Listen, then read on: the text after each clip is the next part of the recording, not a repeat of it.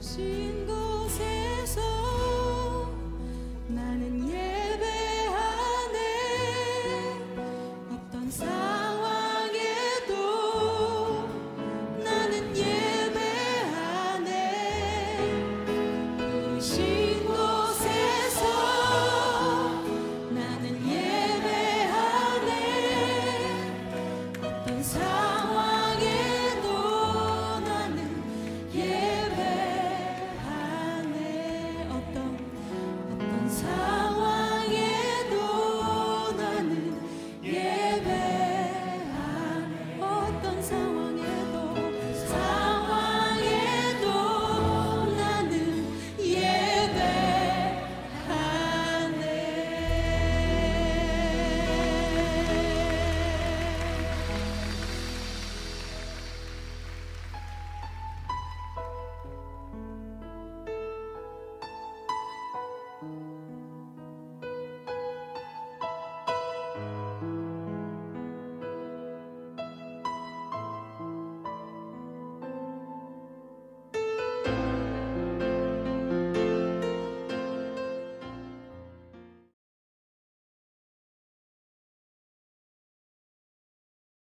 묵도하심으로 7월 첫째 주 예배 하나님 앞에 올려드리겠습니다. 다 같이 묵도하시겠습니다. 오직 여호와를 앙망하는 자는 새 힘을 얻으리니 독수리가 날개치며 올라감 같을 것이요 다른 박질하여도 곤비하지 아니하겠고 걸어가도 피곤하지 아니하리로다. 아멘. 참 좋으신 하나님 감사합니다. 우리는 늘 연약합니다. 우리는 늘 넘어지기 쉽습니다. 우리는 늘 실수하고 실패할 가능성이 있는 어리석고 부족한 자들임을 날마다 주님 앞에 고백합니다. 주 예수 그리스도의 거룩한 십자가 보혈로 우리를 또한 새롭게 하시고 또 늘 그렇게 하나님의 품 안에 있어서 완전하신 하나님의 그 거룩하심에 동참하는 하나님의 사람들로 매일매일 새롭게 빚어져 갈 수 있도록 주님 인도하시고 축복하여 주옵소서. 그렇게 예수 그리스도를 말미암아 덧입혀진 하나님의 사람들로 하나님을 영화롭게 하는 믿음의 삶을 살아낼 수 있도록 주님 이 시간도 함께하여 주옵소서. 오늘도 하나님 앞에 마음과 뜻과 정성을 다하여 드리는 예배가 오직 하나님 한 분께만 올려드려 줄 수 있도록 주님 인도하시고 축복하여 주옵소서. 감사하며 걸어가신 우리 구주 예수님의 이름으로 기도드렸습니다. 아멘. 다 같이 응답 찬송 부르시겠습니다.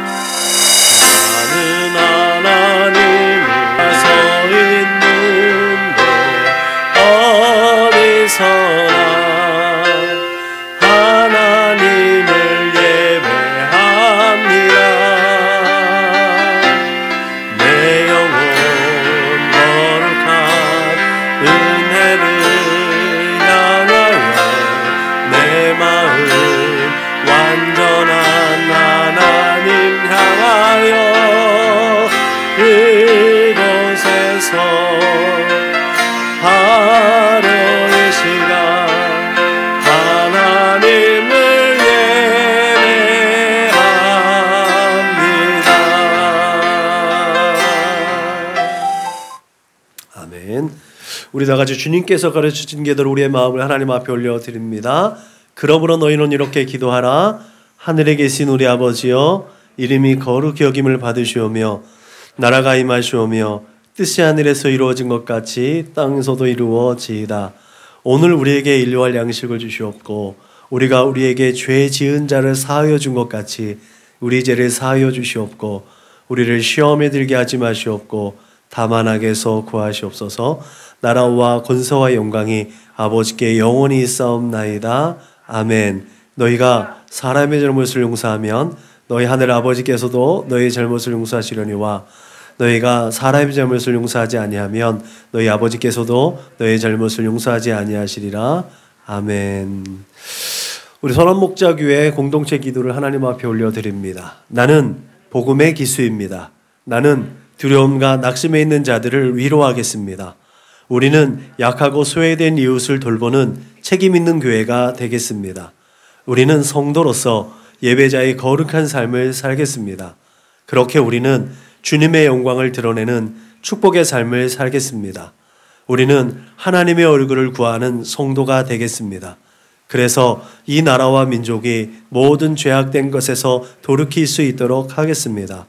우리는 우리 자녀와 성도들이 이단과 사이비에 미혹되지 않도록 관심과 사랑으로 붙들겠습니다. 예수님의 이름으로 기도합니다. 아멘. 찬송가 368장 불 하나님께 영광 올려드리겠습니다. 368장 불 하나님께 영광 올려드리겠습니다.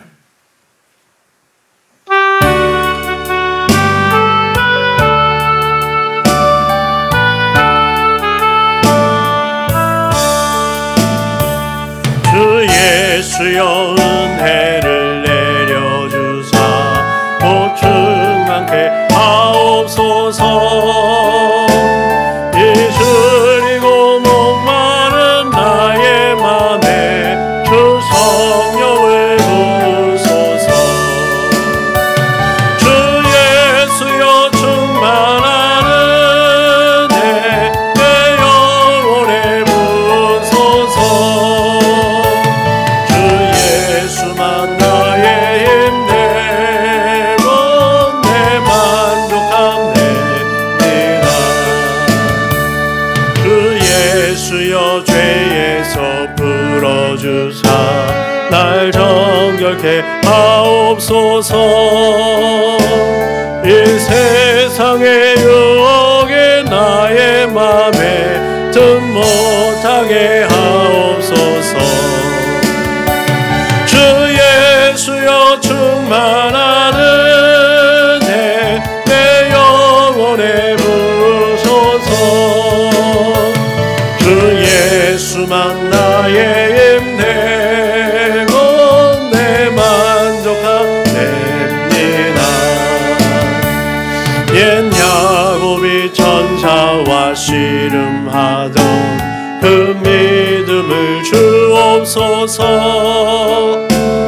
이 세상의 물결이 흉흉해도 날 평안케 하옵소서.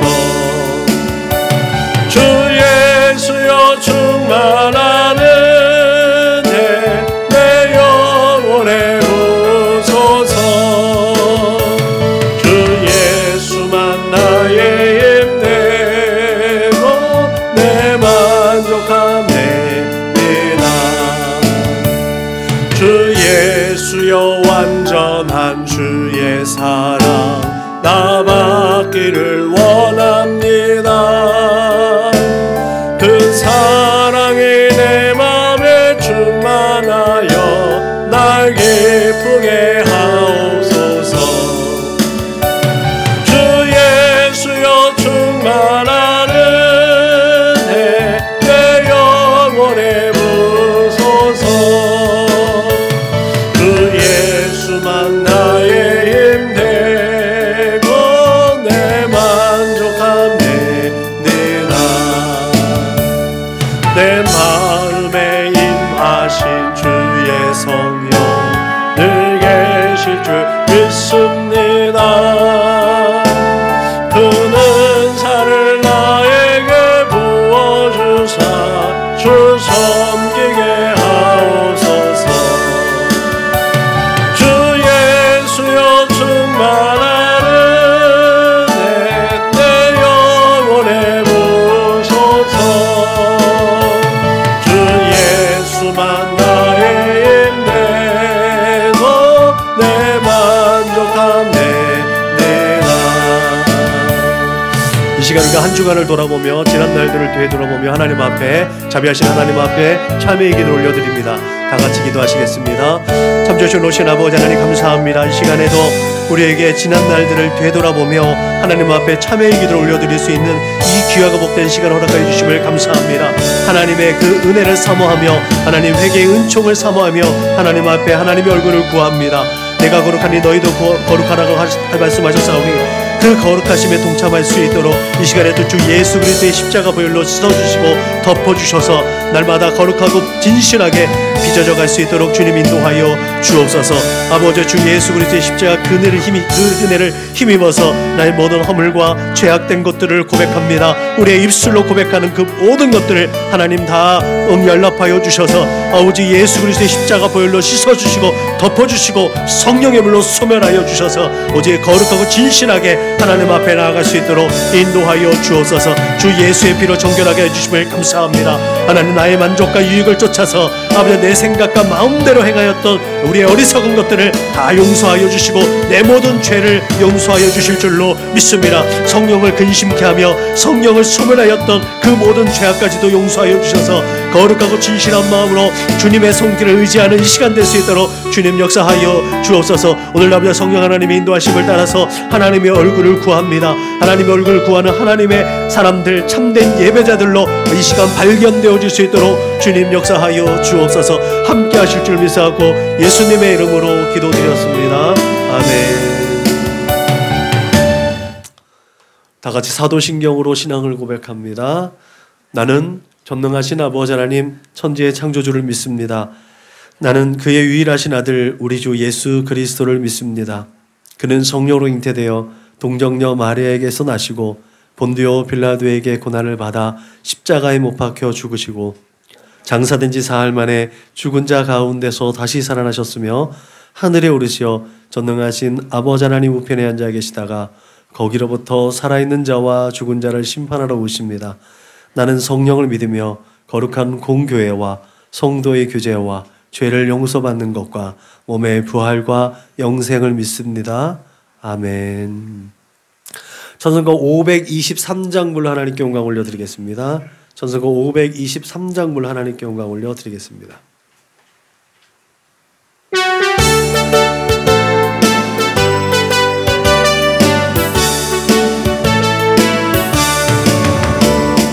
죄악길에서 목자 없는 양같이 모든 사람 일 찾아 헤맨다.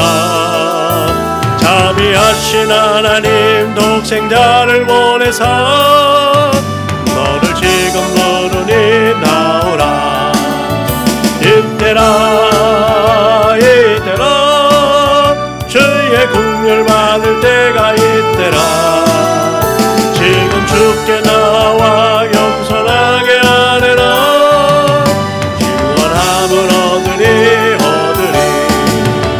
험한 십자가 위에 달려 돌아가신 주 다시 살아나셨네 기쁘다.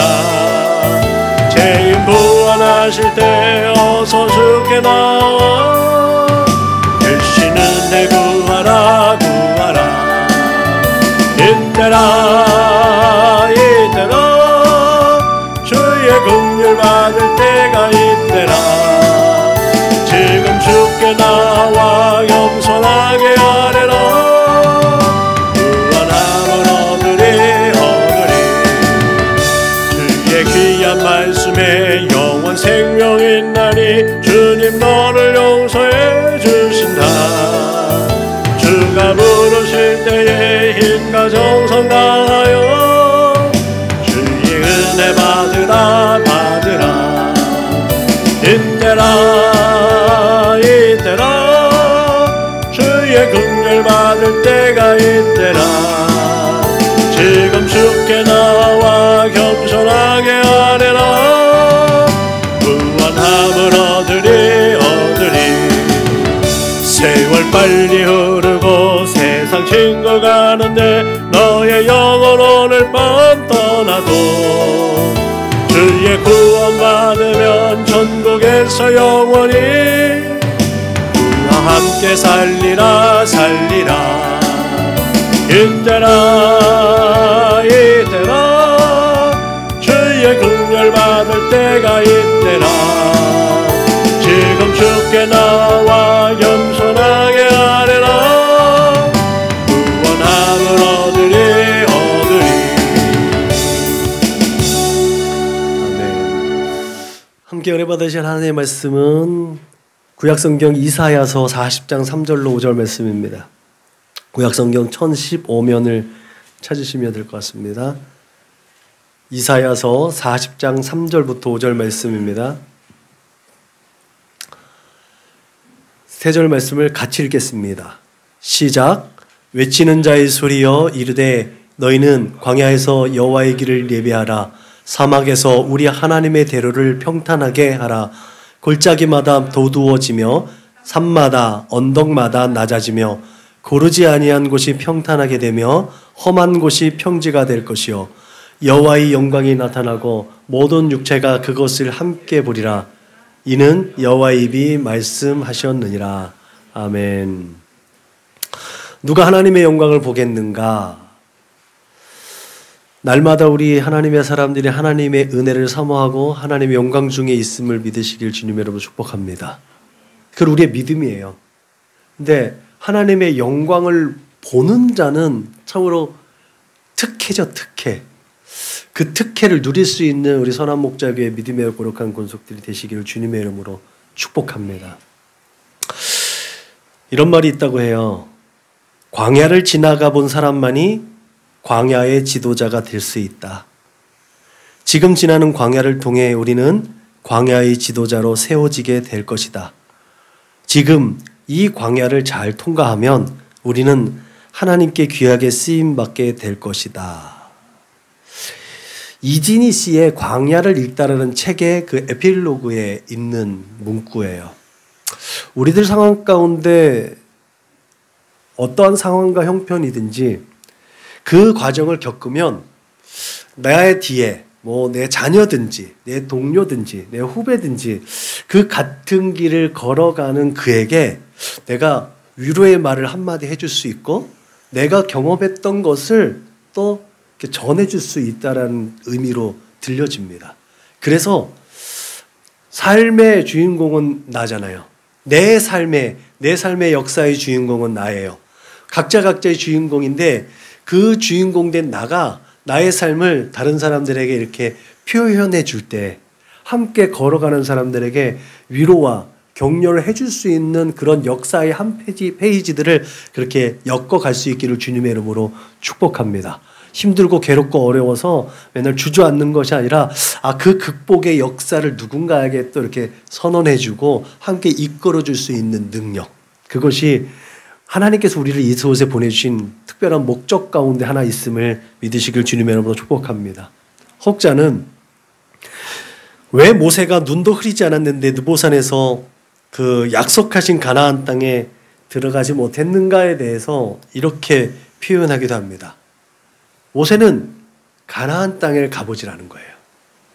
가나안 땅을 탐지하지 못했던 거예요.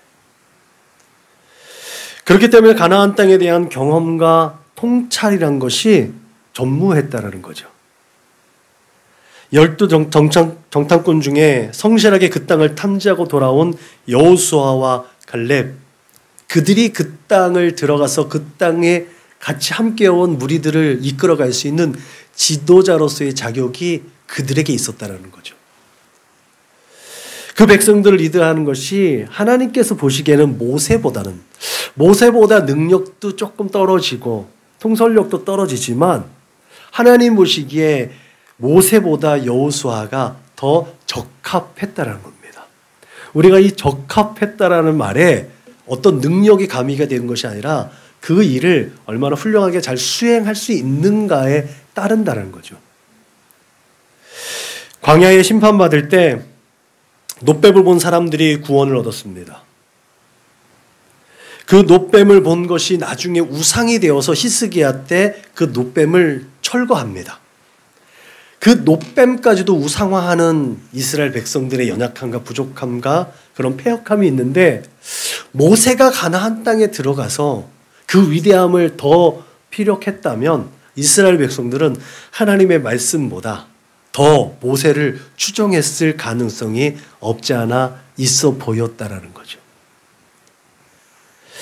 그런 의미에서 경험한 자가 보다 삶을 지도하는 것이 더 현명하고 지혜로운 것임을 우리는 쉽게 판단할 수 있는 것 같습니다.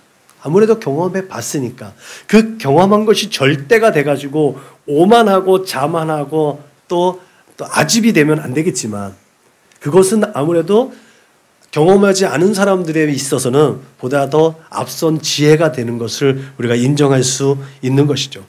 그렇기 때문에 광야의 삶을 살아본 사람, 광야를 통과해본 사람만이 광야에서 따르는 무리들을 제대로 리드할 수 있었다는 사실을 기억하시길 바랍니다. 그런 의미에서 우리가 경험했고 또 경험하고 있을 뿐만 아니라 앞으로 경험되어질 그 모든 것을 하나님의 섭리로 인정하고 하나님께 단련되어지는 그 수련의 기간이었음을 믿는 믿음으로 우리의 믿음을 그렇게 가치 있고 의미 있게 만들어갈 수 있기를 주님의 이름으로 축복합니다. 이사야는 유다 왕실의 어른이에요. 제가 이사야를 설명할 때마다 늘 얘기했지 조선시대의 양녕대군과 같은 사람이에요. 그 왕실의 어른이죠. 그냥 함부로 무시할 수 있는 사람이 아닙니다. 이 이사야가 아마샤라는 왕이 유다의 아마샤라는 왕이 있는데 이 아마샤의 형제의 아들인 거예요. 그러니까 왕족이에요. 어쩌면 뭐 조금만 수틀리면 왕이 될 수도 있었던 사람일 수도 있는 거죠. 아무튼 총 이 이사야서가 이 왕실의 어른이 하나님께 계시를 받아서 이스라엘 백성들에게 하나님의 말씀을 계시해 주는 이 이사야서는 총 66권으로 되어져 있습니다. 66권으로 이루어진 이사야서는 자연스럽게 바벨론 포로기 이전의 역사와 바벨론 포로 이후의 역사로 기록되어져 있습니다. 말하자면 이사야는 바벨론 포로 이전의 사람이란 말이죠. 근데 어떻게 바벨론 포로 이후의 역사가 기록되어져 있을까? 그래서 신학자들은 이 뒷부분의 이야기를 제2의 이사야서라고 말하기도 합니다. 아마도 이 예언을 나중에 이사야가 예언했던 메시지를 후대에 그것을 경험했던 포로기를 경험했던 사람들이 이사야의 메시지를 이제 수집을 해가지고 이사야서로 편집을 했던 것으로 이해할 수 있는 것이죠. 이렇게 구분되어지는 메시지는 이사야의 두 아들이 있는데 이 두 아들을 통해서도 포로 이전에 하나님께서 징계하시려는 하나님의 백성을 향한 하나님의 마음과 포로기 이후에 하나님께서 긍휼을 베풀어 주셔서 당신의 백성들을 다시 새롭게 하시는 하나님의 의지가 담겨져 있는 이 후반부의 메시지를 이사야의 두 아들로 딱 대변해 줍니다. 이사야의 두 아들의 이름이 수알 압숨이라는 사람하고 하나는 마헬살랄 하스바스라는 이름을 가지고 있다고 해요. 이 첫째 아들 스알 아숲은 남은 자가 돌아올 것이다 라는 뜻을 가지고 있고요. 또 다른 하나의 이름을 노력하는 데 빠른데 약탈하는 데 빠른, 성급하다 이런 뜻을 가지고 있다고 합니다. 그래서 이 마헬살랄 하스바스는 아수르에 의해서 이스라엘이 계속해서 괴롭힘을 당하다가 바벨론으로 이제 잡혀가는 그런 것들을 대변한다고 해요. 대신에 수알 야숲이라는 아들은 나중에 회복되어질 이스라엘의 미래의 모습들을 또 이사야의 두 아들을 통해서 이스라엘이 이 포로기를 경험하고 포로기 이후에 다시 하나님 앞에 온전히 회복되어진 하나님의 백성들이라는 것을 표현해 낸다고 하죠. 이렇게 이사야서는 이사야의 두 아들의 이름처럼 상실과 또는 징계와 회복이라는 이 양갈래로 확연하게 구분되어져서 우리에게 하나님의 메시지를 전해주고 있습니다. 그래서 성경의 축소판처럼 하나님의 징계가 있는 하나님의 심판이 있는 메시지는 1장부터 39장까지 있어요. 우리가 구약성경이 39권이 구약이라고 하고 또 신약성경이 27권으로 되어져 있잖아요. 그래서 순차적으로 보면 40번째부터 66번째까지는 신약성경에 해당이 됩니다. 근데 이사야가 40장부터 66장까지는 바벨론 포로 이후의 회복의 역사를 우리에게 설명해주고 있는 것이거든요. 그런 구조 속에서 오늘 본문은 몇 장이죠? 몇 장이 들어있어요? 40장이 들어있습니다. 그렇다면 이게 회복의 이제 관문인 거죠. 다시 하나님께서 당신의 하나님의 백성들에게 다시 은혜를 베풀어 주시고 다시 회복해 주시는 그 첫 장이 40장이 됩니다. 되게 은혜로운 장인 거죠. 그래서 오늘 본문은 하나님의 자비와 위로가 가득 넘치는 그렇게 소망과 희망이 있는 후반부의 첫 머리가 되는 거예요. 여기서부터 희망이 있는 거죠. 그 시작부터 1절과 2절에는 너희는 위로하라, 내 백성을 위로하라. 너희는 예루살렘의 마음에 닿도록 말하며 그것에게 외치라. 그 노역의 때가 끝났고 그 죄악이 사함을 받았느니라. 그의 모든 죄로 말미암아 여호와의 손에서 벌을 배나 받았느니라. 징계가 끝났다는 얘기예요. 그리고 나서 오늘 본문에 등장합니다. 근데 희한하죠. 그렇게 희망의 노래를 또 소망을 선언하고 선포하면서 나오는 말이 광야예요. 광야에서 여호와의 길을 예비하고 사막에서 하나님의 대로를 평탄하게 하라. 아니 그 모진 세월을 지나고 와서 이제 희망과 소망의 노래를 주시는데 좀 꽃길 이야기를 해주면 좋은데, 그죠? 장밋빛 이야기를 해주면 좋은데 거기서 갑자기 광야와 사막 이야기를 꺼내들었다는 얘기죠. 왜 하필이면 광야라는 거죠? 여러분 생각에 광야는 어떤 것입니까? 광야 그러면 좀 부정적이잖아요. 그죠? 오늘은 이 광야로부터 주어지는 하나님 말씀을 생각해 보려고 합니다. 나의 광야는 어디인지, 또 우리들의 광야, 우리 공동체의 광야는 어디일지 그렇게 고민해 볼 수 있는 시간이 되시기를 주님의 이름으로 축복합니다.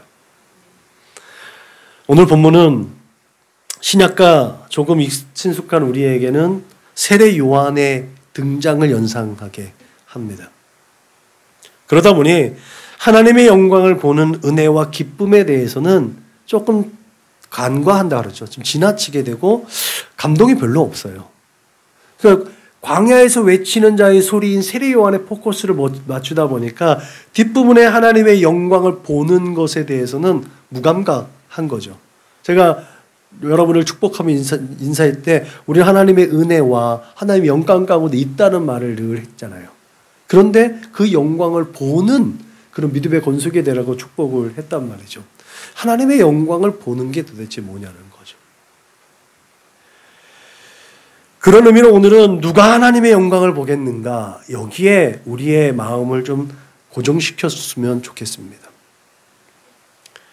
우리의 시선을 그렇게 우리의 사명이나 축복보다는 하나님의 영광이라는 그 본질에 우리의 마음과 시선이 좀 더 집중되어질 수 있기를 주님의 이름으로 축복합니다. 세례 요한과 예수님의 사역이 교차되어지는 그 지점에서 요한의 제자들이 예수님께 왔습니다. 그리고는 질문하죠.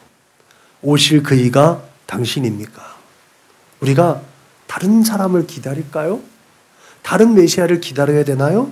라고 예수님께 질문합니다. 그때 예수님께서 말씀하시는 것보다 직접 보여줘요. 병든 자를 고치십니다. 다리 저는 자를 고치셨어요. 보지 못하는 자들을 보게 하셨어요. 예수님은 표현을 통해서 메시아의 증거를 그들에게 말씀하셨어요. 그리고 세례 요한에게 예수님이 말씀하시죠. 세례 요한을 보는 그 사람들에게 얘기해요. 너희가 무엇을 보려고 광야로 갔냐? 사람들이 세례 요한에게 세례를 받으러 광야를 갔거든요. 세례 요한이 왜 세례 요한인지는 제가 설명을 했는데 다 기억이 안 나시죠? 감사한 일이죠. 세례 요한이 세례를 주었기 때문에 세례 요한이에요. 단순해요. 왜요? 그 전에는 자기가 죄를 짓고 자기의 허물이 있으면 그 티끌을 자기가 스스로 뒤집어 써가지고 자기 스스로 그 죄를 회개하고 성전에 예물 드려서 자기 죄를 사함을 받았거든요. 근데 세례 요한은요, 세례 요한이 세례를 주는 거예요. 그 죄를 용서해 주는 역할을 했던 거예요. 그래서 세례 요한이에요. 단순한 거예요. 어려운 게 아닙니다. 성경은 절대로 어렵지 않습니다. 선지자를 보기 위해서 사람들은 광야로 나갔어요. 특별히 그렇게 선지자를 보기 위해서 광야로 나간 이유는 조금 전에 말씀드렸듯이 자신의 죄를 회개하기 위해서입니다. 자기가 스스로 잘못을 회개하고 그런 것들을 끊임없이 참여해 봤는데 그게 잘 안 되는 거예요. 안 되니까 하나님께서 보내신 선지자로 여겨지는 그에 의해서 그의 기름을 부었고 그의 물을 쏟아내면서 그 위안을 받고 싶은 마음들이 그 사람들에게 있었다는 거죠. 그러면서 세례 요한에 대해서 예수님이 설명을 하죠. 예수님은 회개하지 않는 고을들을 책망하시면서 소돔의 심판보다 더 강력한 심판이 있다는 것을 예수님도 증언했습니다. 그러니까 빨리 가서 회개하라는 거죠. 그래서 예수님도 하나님 나라 복음을 전할 때 회개하라. 천국이 가까이 왔다라고 선언한 줄로 믿으시길 바랍니다. 그런데 왜 굳이 광야로 나가야 했었는지 우리가 한 걸음 더 들어가서 생각해 볼 필요가 있습니다. 세례 요한은 이미 제사장 계열에 있던 사람이에요. 거기에서도 충분히 하나님의 메시지를 전할 수 있었고 하나님의 그 사람들을 더 영향력 있게 제사장의 그룹에 있었기 때문에 더 확실하게 그 자기의 영향력을 발휘할 수가 있었음에도 불구하고 세례 요한은 광야로 나갔다는 거죠. 이스라엘 백성들에게 광야는 하나님을 만나는 곳이었습니다. 그리고 하나님과 함께 동행하는 곳이었습니다. 그들의 조상이 출애굽한 이후에 가나안 땅에 가기 전에 38년, 40년 가까이 광야를 헤매고 돌아다닐 때 불기둥과 구름기둥으로 그들을 인도하시고 보호하시는 그 불과 구름은 하나님의 임재를 상징하기 때문에 불기둥이 있고 구름기둥이 있어서 그들과 함께 동행할 때 하나님이 우리와 함께 동행하시는구나. 하나님이 우리와 함께 하시는구나 라고 이스라엘 백성들은 그렇게 굳게 믿었습니다. 그래서 광야는 하나님이 임재하는 곳이고 하나님이 그들과 함께 동행하는 곳이고 하나님을 만나는 곳이었습니다. 그리고 하나님께서 약속하신 모세와 같은 선지자로서의 메시아가 임재할 곳으로 그들의 선조들은 끊임없이 노래하고 고백하고 교훈했던 것이 바로 광야였습니다. 우리가 생각했던 부정적인 광야와는 다릅니다. 역사적으로 이스라엘 백성이 애굽에서 종살이 하던 그 시기에 광야로 도망 나온 모세만 하나님의 임재를 통해서 하나님을 만났습니다. 그렇게 하나님을 경험했습니다. 그래서 그 광야의 지도자는 모세가 될 수 있었던 거예요. 아까 가나안 땅에 들어가지 못한 모세, 가나안 땅에 들어갈 수 있고 그들을 지도하고 그들을 리더해 나갈 수 있는 자격이 여호수아에게 있었고 갈렙에게 있었던 그 이유가 여기에 또 있는 거예요. 모세만이 그 광야에서 하나님을 만났고 하나님을 경험했기 때문에 그 광야를 걸어봤기 때문에 모세가 출애굽한 이스라엘 백성들을 리드할 수 있었다는 사실을 우리는 늘 기억해야 되시기를 주님의 이름으로 축복합니다. 그렇게 이스라엘 백성이 출애굽한 이후에 40년 동안 하나님의 은혜와 긍휼하심으로 하나님과 동행했던 것이 바로 광야입니다. 모세를 쫓아서 모세가 지도하는 대로 하나님께서 이스라엘 백성을 광야길로 걷게 하신 분명한 이유를 분명하게 신명기의 모세의 설교를 통해서 말씀하고 있습니다. 네 하나님 여호와께서 이 40년 동안에 내게 광야길을 걷게 하신 것을 기억하라. 이는 너를 낮추시며 너를 시험하사 내 마음이 어떠한지 그 명령을 지키는지 지키지 아니하는지 알려 하심이라. 너를 낮추시며 너를 줄이게 하시며 또 너로 알지 못하며 내 조상들도 알지 못하던 만나를 내게 먹이신 것은 사람이 떡으로만 사는 것이 아니요 여호와의 입에서 나오는 모든 말씀으로 사는 줄로 알게 하려 하심이라. 이게 광야를 걷게 하신 이유입니다. 그렇다면 우리의 삶의 광야에서도 이 같은 법칙이 유효하다는 것을 우리 늘 기억해야 될 줄로 믿으시기 바랍니다. 애굽의 바로에게 종되었던 이스라엘 백성에게 자유를 주시고 하나님의 백성으로 택하시고 은혜와 자비로와 긍휼을 베풀어 주심으로 하나님의 백성의 가치를 매겨주신 하나님. 그렇게 하나님 나라의 백성의 가치를 세우고 싶으셨던 하나님께서 그 백성들을 하나님의 형상과 하나님의 모양대로 지음을 받은 그 백성들이 하나님을 닮아갈 수 있도록 하나님대로 하나님의 방법대로 하나님의 섭리와 계획대로 살아갈 수 있도록 하나님은 광야에서 그 백성들을 빚어주셨다는 사실을 기억하시길 바랍니다. 이 출애굽의 계획하심이 세상 가운데 살아가는 우리들의 삶 가운데 그대로 적용되어지는 모델이 됨을 믿으시길 바랍니다. 그래서 이스라엘의 역사가 왜 나와 무슨 상관이 있느냐라고 반문할 필요가 없는 거예요. 그것이 우리의 모델입니다.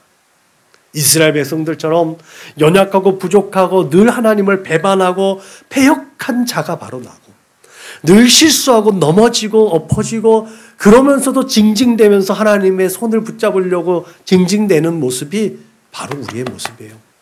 사사기의 어리석은 이스라엘 백성들의 모습이 바로 나의 삶의 모습이거든요. 그러므로 하나님의 백성인 이스라엘이 하나님을 섬기려면 유월절 어린 양의 피를 넘어서서 애굽에서 나와야 됩니다. 애굽에서 나와야 됩니다. 그리고 광야로 들어서야 되는 거예요. 그 후에 하나님께서 약속하신 가나안 땅이 우리의 목적이고 그곳으로 가는 은혜가 있다는 거죠. 여러분, 우리의 삶의 모습이 이 과정을 전혀 벗어나지 않습니다. 애굽에서 나오자마자 바로 가나안 땅에 가는 경우가 별로 없어요. 그렇기 때문에 내가 지금 서 있는 것이 어디인지 분별하는 것이 우리들의 믿음 생활에 우리의 삶의 자리가 굉장히 중요합니다. 우리가 머물고 있는 곳은 광야입니까? 애굽입니까? 가나안입니까? 나는 지금 어디에 서 있는가? 그것을 늘 나 자신한테 물어볼 수 있어야 됩니다. 그래서 하나님의 임재하심을 기대하는가? 하나님의 손길을 의지하는가? 하나님의 섭리를 내가 볼 수 있는가? 그게 은혜 안에 살고 있는지에 대한 기준이 됩니다. 내가 서 있는 것이 광야라면 성령께서 임재하실 절호의 기회가 될 것입니다. 그러나 하나님의 은혜의 시간이 그 애굽의 땅에 있을 수도 있는 거예요. 그것을 또한 외면하면 안 돼요. 내가 애굽에 있다고 해서 하나님의 은혜가 멈춰 있는 건 아니거든요. 가나안 땅에 가서 내가 안일하게 나태하게 있다고 해서 하나님의 섭리가 적용되지 않는 건 아닙니다. 어느 순간에든지 우리가 하나님 면전의식, 하나님을 의식하며 살아갈 수 있어야 될 줄로 믿으시길 주님의 이름으로 축복합니다. 그렇게 우리의 삶의 자리가 하나님을 예배하고 예배제를 찾고 계시는 하나님을 만날 수 있는 광야를 그렇게 기대하고 그 광야에서 하나님의 은혜를 마음껏 누릴 수 있기를 주님의 이름으로 축복합니다. 그렇게 우리는 언제나 광야에 서 있어야 될 줄로 믿으시길 주님의 이름으로 축복합니다. 말씀을 시작하면서 오늘 본문은 하나님의 자비와 위로가 가득 넘쳐 있다고 했습니다. 그리고 그 하나님의 자비와 위로 가운데 우리의 삶의 자리 가운데 소망과 희망이 있는 후반부의 시작의 관문이라고 했어요. 지긋지긋한 포로 생활을 마치고 믿음의 조상들의 어리서려 있는 그 약속의 땅, 하나님의 은혜가 머물러 있고 하나님의 약속하신 그 땅으로 부푼 꿈과 소망을 가지고 있는 사람들에게 광야에서, 사막에서 그렇게 하나님의 길을 예배하고 대로를 평탄하게 하라고 오늘 이사야는 우리에게 선포하고 있죠. 상식적으로 예루살렘으로 부지런히 가서 무너지고 훼손된 성전을 복구하고 재건해서 이제 그 회복되어진 믿음 가지고 갱신되어진 믿음, 하나님 내가 이제 하나님 중심으로 잘 살게요. 하나님 말씀에 순종하며 살게요. 하나님께서 해주신 대로 철저하게 하나님의 말씀 중심으로 성경 중심으로 살게요 라면서 그렇게 하나님 앞에 온전한 예배자로 살겠다고 다짐하면서 부푼 꿈을 갖고 간 것 아니겠습니까? 근데 광야로 가요. 저는 이스라엘 백성이 바벨론으로 포로로 잡혀간 것을 또 어게인이라는 측면으로 많이 설명을 합니다. 하나님의 거룩하신 이름이 훼손되어졌고 사람들에게 모멸당하고 조롱당하기 때문에 하나님께서 그 당신의 이름을 회복하시기 위해서 당신의 백성들을 다시 새롭게 하신다고 에스겔서를 통해서 우리에게 증언합니다. 바벨론이 어디예요? 그들의 믿음의 조상인 아브라함이 하나님의 약속을 따라 온 곳이거든요. 왜 이스라엘 백성들이 다시 회복한 이후에 광야와 사막으로 가야 했는지를 살펴보면 아브라함의 여정을 따라오면 그래야 되는 게 맞구나. 아브라함이 하나님의 말씀을 따라 가나안 땅에 왔는데 자신의 생각과 마음으로 가나안 땅을 보니까 자기가 생각했던 하나님의 약속하신 땅이 아니거든요. 젖과 꿀이 흐르는 땅이 아니거든요. 여기가 아닌가 봐 하고 내려간 곳이 어디예요? 애굽이었어요. 그를 거기에서 정말 부끄러움을 당하고 다시 올라와서 가나안 땅에 정착을 하죠. 그리고 그 가문이 다시 애굽 땅에 갔다가 광야길을 걸어오잖아요. 그리고 나서 하나님이 약속하신 가나안 땅에 정착하는 이 역사가 다시 시작되어져야 되는 거예요. 그렇게 이런저런 세상의 우상들에게 뭔가 마음과 생각과 영혼까지 빼앗겨버린 이스라엘 백성들이 그 모든 것을 다 털어버리고 자신의 생각과 마음, 이 모든 것들을 다 털어버리고 원점에서 시작되어지는 것이 바벨론 포로 이후의 백성들의 하나님께서 바라시고 원하시는 그들의 모습이었거든요. 그렇기 때문에 그들은 예루살렘이 아니라 광야로 가야만 했던 거죠. 그래서 실패하고 실수했던 선조들이지만 그들이 출애굽을 통해서 광야에서 트레이닝을 받아서 선민의 자격과 하나님의 말씀으로 사는 삶의 방법을 터득했던 것처럼 포로기를 경험해서 처음부터 다시라는 그 명제 앞에 선 그들 또한 그렇게 광야의 체험이 있어야 했다는 사실을 우리는 기억해야 될 줄로 믿으시기 바랍니다. 그래서 그들은 다시 하나님의 임재를 기대하고 하나님께서 오실 길을 예비하는 삶으로 준비해야 하는 줄로 믿으시기 바랍니다. 예전에 믿음 좋았던 사람들이 있어요. 그 좋았던 것만 생각하고 나중에 교회 생활을 하는데 잘 안 되거든요. 왜요? 영성은 이미 바닥에 났거든요. 영성이 충만해요. 성령이 충만할 때 교회에서 막 열심히 헌신하고 봉사했던 열정이 넘쳤던 그때를 생각하면 영성이 바닥으로 떨어져 있는 상황, 영성이 바닥에 떨어졌다는 건 뭐예요?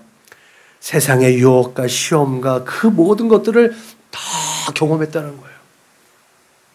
그러고선 그때의 열정을 다시 하려고 그러면 피나는 노력이 필요합니다.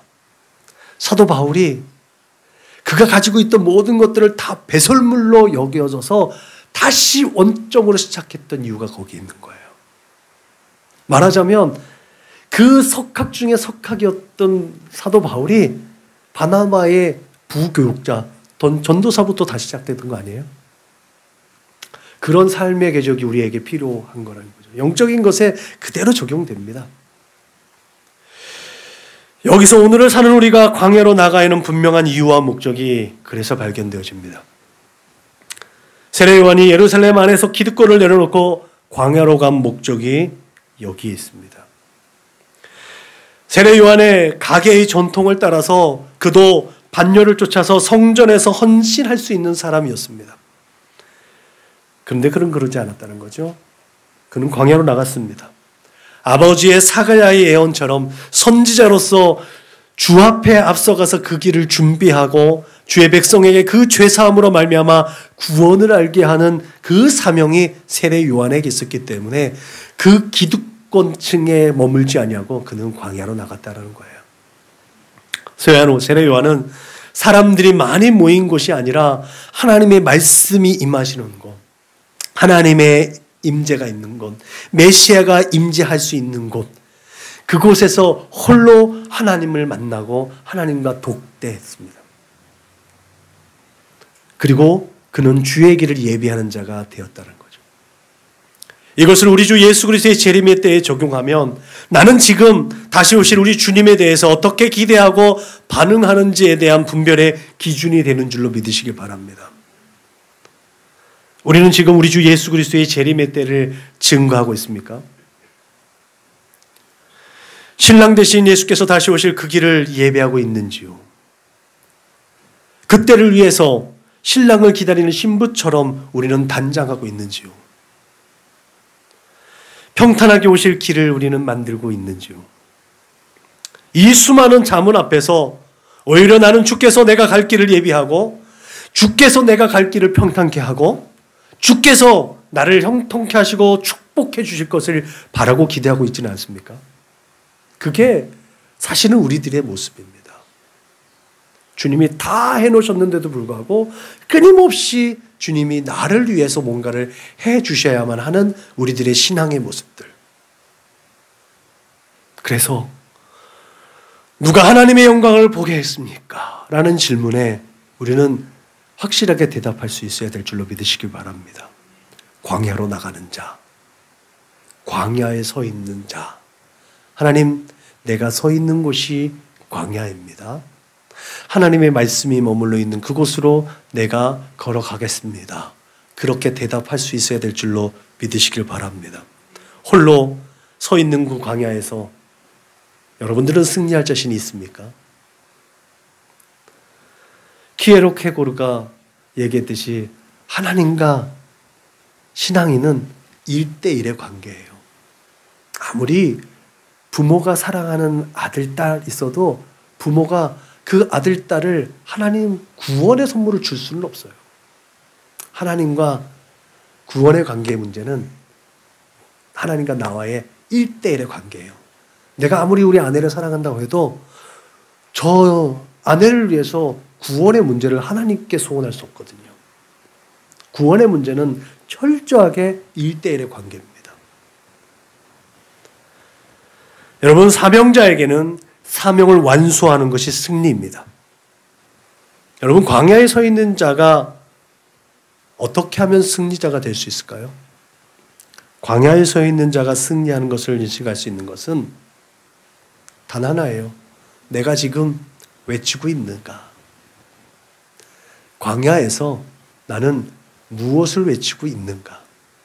광야에서 외치고 있다면 그 사람은 승리자입니다.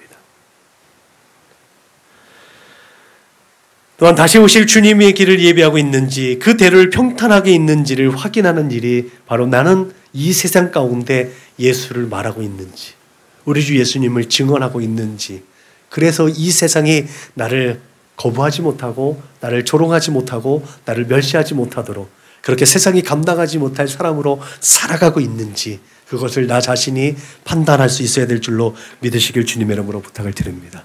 이렇게 광야에서 외치고 길을 예비하고 대로를 평탄하게 하는 삶을 살아내는 성도가 하나님의 영광을 보게 되는 줄로 믿으시길 주님의 이름으로 축복합니다. 세상이 나보다 더 월등한 것 같은데 누군가가 나보다 더 훌륭한 것 같은데 내 안에 계신 하나님의 영광을 보고 그들이 나를 인정해 주는 삶 그것을 경험할 수 있는 여러분들이 될 수 있기를 주님의 이름으로 축복합니다. 앞으로 하반기에 주신 하나님의 은혜를 삼아오며 여러분들에게 숙제를 하나 내주려고 그래요. 숙제는 나의 광야가 어디냐는 거예요. 지금까지 말씀해 드렸듯이 힘들고 어렵고 괴롭고 고통스럽고 아픔과 절망과 낙심이 있는 것이 광야가 아니라는 것을 여러분들이 이제 확실하게 아셨으리라 믿습니다. 아무리 분주하고 그 시끄럽고 소란스럽고 정신없는 중에서라도 하나님을 만나는 그곳이 광야인 줄로 믿으시기 바랍니다. 나의 광야. 나의 광야를 찾아볼 수 있기를 바랍니다. 나 홀로 주님을 영접할 수 있는 그 광야와 같은 곳. 날마다 새 힘을 공급받을 수 있도록 말씀이 있고 위로와 은혜와 긍휼이 있는 그곳이 어디 있는지 찾아볼 수 있기를 바랍니다. 부지런히 광야로 나가셔서 그렇게 하나님의 영광을 보시는 우리 사랑하는 믿음의 거룩한 권속들 다 되시기를 주님의 이름으로 축복합니다. 기도하시겠습니다. 하나님 감사합니다. 하나님 우리는 늘 하나님의 은혜 안에 있고 하나님의 영광 중에 있음을 날마다 시인하고 고백합니다. 그렇게 하나님을 하나님으로 인정하는 하나님의 사람들로 살아가면서 이 세대 가운데서 또한 하나님의 영광을 보는 영화로운 하나님의 사람들로 또한 세워져 나갈 수 있도록 주님 함께하여 주옵소서. 늘 그렇게 하나님을 만나는 곳, 하나님의 말씀이 임하여지는 곳에서 하나님 말씀으로 인쳐지는 곳, 성령의 인도하심을 따라 날마다 하나님의 나라를 앞당겨 사는 그곳, 그 광야를 날마다 경험하는 우리 사랑하는 믿음의 거룩한 권속들 다 될 수 있도록 주님 인도하여 주옵소서. 감사하며 걸어가신 예수님의 이름으로 기도드렸습니다. 아멘. 파송 찬송 부르시겠습니다.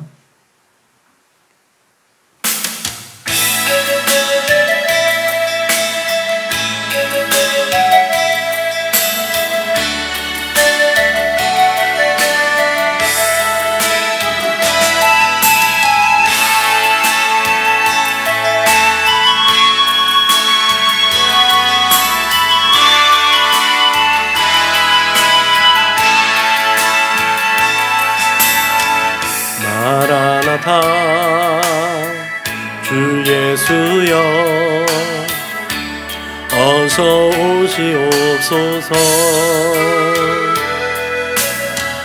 땅의 모든 끝 모든 족속 주를 찬송하게 하소서. 마라나타 주 예수여 어서 오시옵소서. 모든 열방이 주께 돌아와 춤추며 경배하게 하소서. 우리 주님 다시 오실 길을 만들자. 십자가를 들고 땅끝까지 우는다리라. 우리 주님 하늘 영광 온 땅 덮을 때 우리 땅끝에서 주를 맞으리. 마라나타 마라나타 아멘. 주 예수여 오시옵소서. 마라나타 마라나타 아멘. 주 예수여 오시옵소서.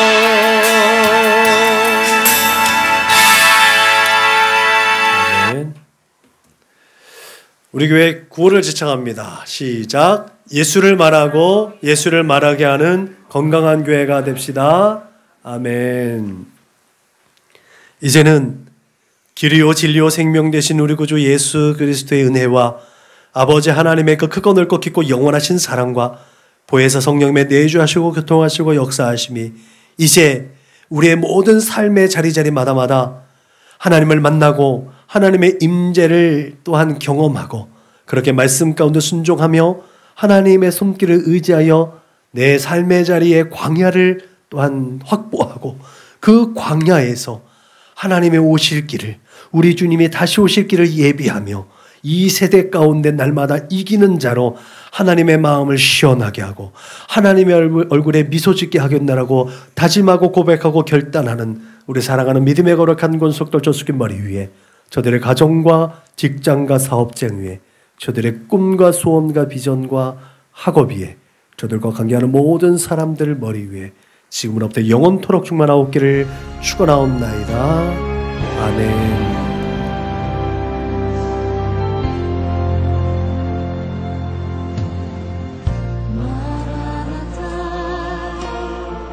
주 예수